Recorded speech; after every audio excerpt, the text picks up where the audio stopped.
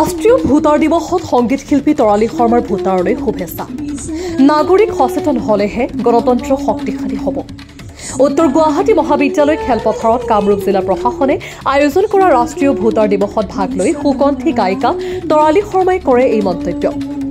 মই ভোটাৰসকলক যিসকলে নতুনকৈ ভোটাধিকাৰ সাব্যস্ত কৰিছে তেখেতসকলক মই অনুৰোধ কৰিম যে এইটো এটা মৌলিক অধিকাৰ, তেখেতসকলে সেইটো বুজিব লাগিব আৰু সেইটো তেখেতসকলৰ নৈতিক দায়িত্ব। কামৰূপ জিলা আয়ুক্ত দেৱকুমাৰ মিশ্ৰৰ পৌৰোহিত্যত আয়োজিত একেটা অনুষ্ঠানতে বিশিষ্ট অভিনেত্ৰী জলি দত্তয়ো ভোটাৰ দিৱসত সকলো ভোটাৰলৈ জনালে শুভেচ্ছা।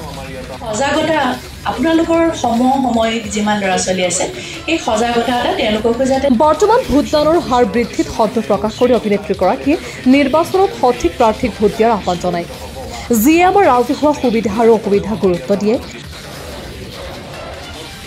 অনুষ্ঠানৰ আৰম্ভণিতে জিলা আয়ুক্ত দেৱকুমাৰ মিশ্ৰই ভোটাৰ সংকল্পৰ শপত বাক্য পাঠ কৰোৱায়।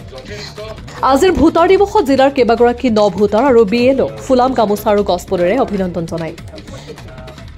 বাইহাটা চাৰিআলিৰ পৰা বিজিত দাসৰ ৰিপৰ্ট, নেশ্যনেল টিভি।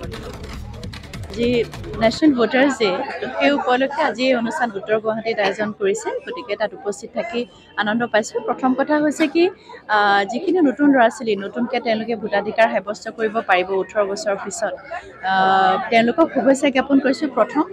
আৰু সজাগতা তেওঁলোকৰ মাজতে সকলোকে সেই সজাগতা মই ভাবোঁ এইটো খুব প্ৰয়োজনীয় যে ভোটাধিকাৰ সাব্যস্ত কৰাটো কিমান গুৰুত্বপূৰ্ণ। গতিকে নতুন যিখিনি ভোটাৰ তেওঁলোকক অনুৰোধ জনাইছোঁ বিনম্ৰতাৰে যে তেওঁলোকে সেই ভোটাধিকাৰ সাব্যস্ত কৰক, লগতে তেওঁলোকৰ লগ বন্ধু বান্ধৱী সকলোকে এই কথা জনাওক, কাৰণ এটা ভোটৰ মূল্য কিমান গুৰুত্বপূৰ্ণ সেই কথা এতিয়া আচলতে নতুনকৈ আৰু বুজোৱাৰ কথা নাই। গতিকে সকলোকে শুভেচ্ছা জ্ঞাপন কৰিছোঁ আৰু এই বাৰ্তা সকলোলৈ প্ৰেৰণ কৰিছোঁ যে আহক ভোট দিয়ক আৰু সুস্থ শক্তিশালী গণতন্ত্ৰ নিৰ্মাণত সহায় কৰক। দেখা গৈছে যে ভোটদানৰ প্ৰক্ৰিয়াটো ভোটাধিকাৰ সাব্যস্ত কৰাৰ পাৰ্চেণ্টেজটো বাঢ়িছে, গণতন্ত্ৰৰ কাৰণে শুভ লক্ষণ আৰু এয়া জনসচেতনতাৰ কাৰণে হৈছে নেকি বাৰু? এতিয়া আজিকালি বিভিন্ন অনুষ্ঠানবোৰ মই দেখি থাকোঁ কৰি থাকে, চৰকাৰে কৰে আৰু সাধাৰণ মই বোলো বেলেগ বেলেগ মঞ্চৰ পৰা তেনেকুৱা ধৰণৰ অনুষ্ঠান কৰে আৰু সেইটো সঁচাকৈ শুভ লক্ষণ, কাৰণ যিমানে নাগৰিক সচেতন হ'ব সিমানেই গণতন্ত্ৰ শক্তিশালী হ'ব।